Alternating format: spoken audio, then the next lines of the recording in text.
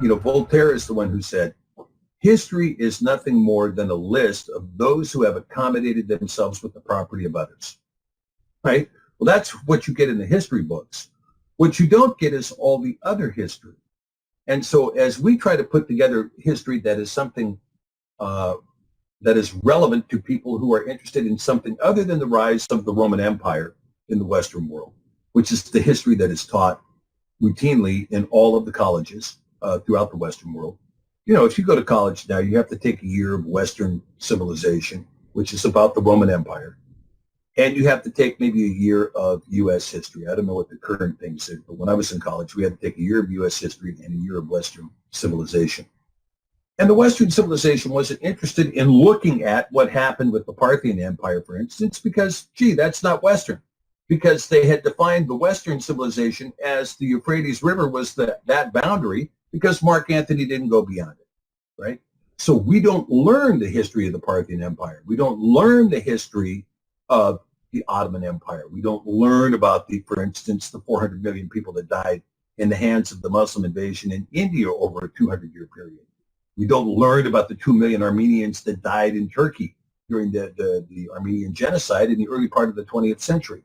We don't talk about the 60 million Orthodox Christians that were slaughtered under Stalin in the Soviet Union. We don't talk about the 100 million Chinese who died under Mao in communist China. These things don't come up because they're not Western history.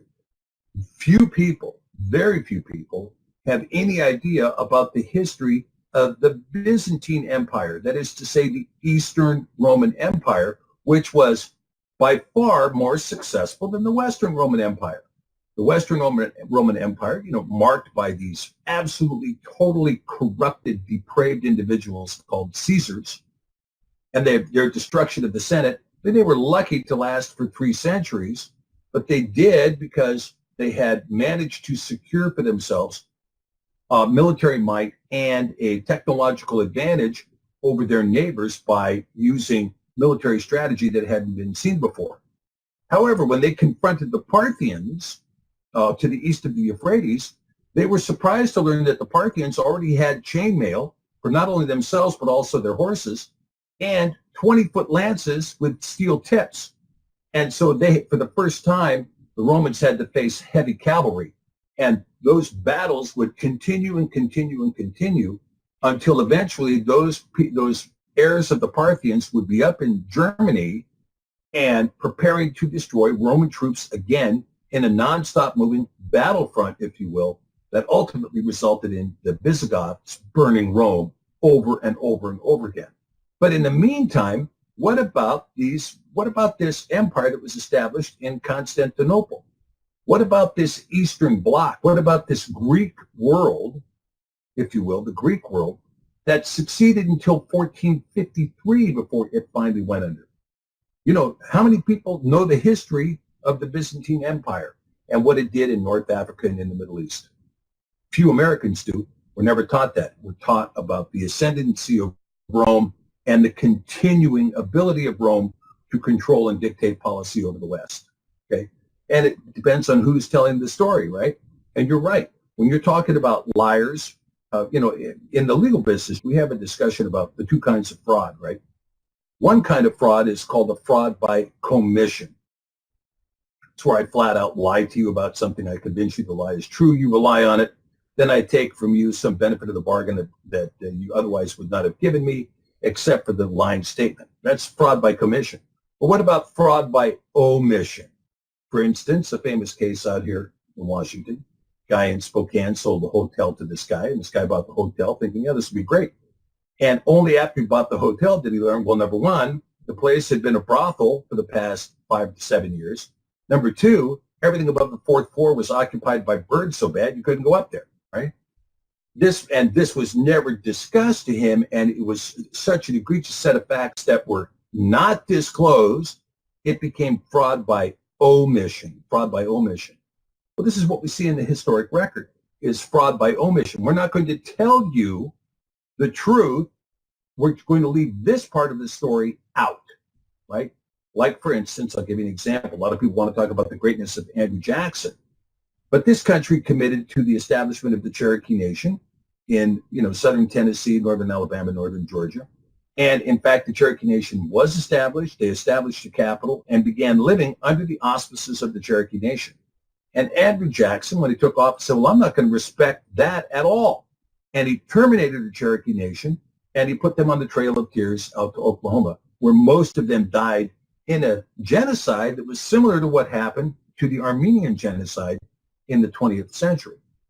Are we ever told that? Are we ever told, for instance, that Washington, D.C. in 1812 only had 2,600 people in it, and that the Masons didn't exert influence over the city until after it was burned by the Brits? We ever told that? There's so many things that are not discussed in the historic record that give us a misshapen understanding of what was there. And of course, we don't talk about things that are important, history that is important, that is outside of the dominion of the Western Church. For instance, when we talk about the history of the Reformation, it leaks out because there are still people who remember their parents who were burned at the stake or otherwise killed in France or whatever. But we don't talk about, for instance, the migration of the tribes to the house of Yasharel. We don't talk about the migration of the tribes coming out of Africa. We don't talk about the enslavement of Africans in the hands of their Muslim masters who were slavers. Nobody wants to talk about the fact that Islam has always embraced slavery and that black Africans are called abid in the Quran, which means slave. I mean, we can't, these are things that cannot be mentioned publicly, even though it's the truth. And of course, the Quran, a different Quran is published for Africans than the Quran that is published mainstream in Arabic. And so we see here that, and I'm not trying to, point fingers at somebody and say, well, this is wrong or that is wrong or the other thing is wrong.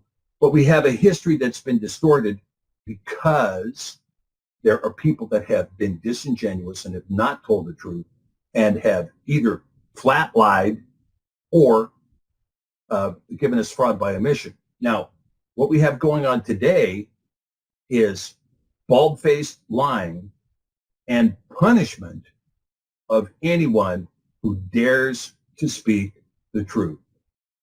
Okay, you remember the story of the emperor that had no clothes? Well, now the current climate is this. The emperor is walking around with no clothes on, but everybody's complimenting his great wardrobe because someone has told him that he's wearing a beautiful wardrobe. And finally, the child says, the emperor has no clothes, and tells the truth, and everybody starts laughing.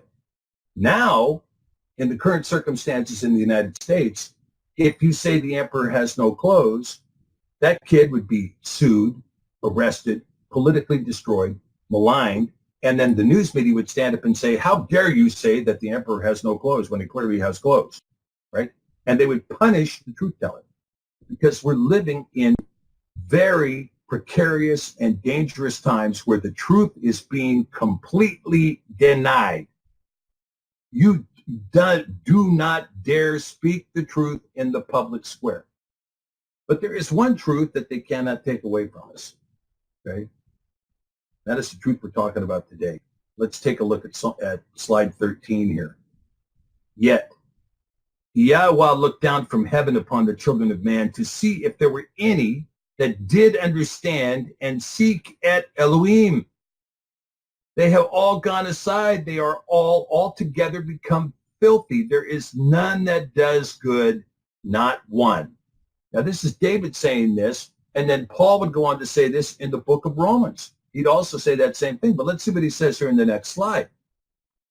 This is Paul talking again to the Romaim.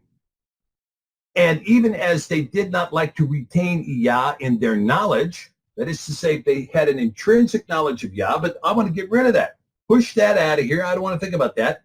Yahweh gave them over to a reprobate mind to do at those things which are not convenient, being filled with all unrighteousness, fornication, wickedness, covetousness, maliciousness, full of envy, murder, debate, deceit, malignity, whisperers, backbiters, haters of Yah, despiteful, proud, boasters, inventors of all evil things, disobedient to parents, without understanding, covenant breakers, without natural affection, implacable, unmerciful, who knowing the judgment of Yah, that they which commit such things are worthy of death, not only do the same, but have pleasure in them that do them.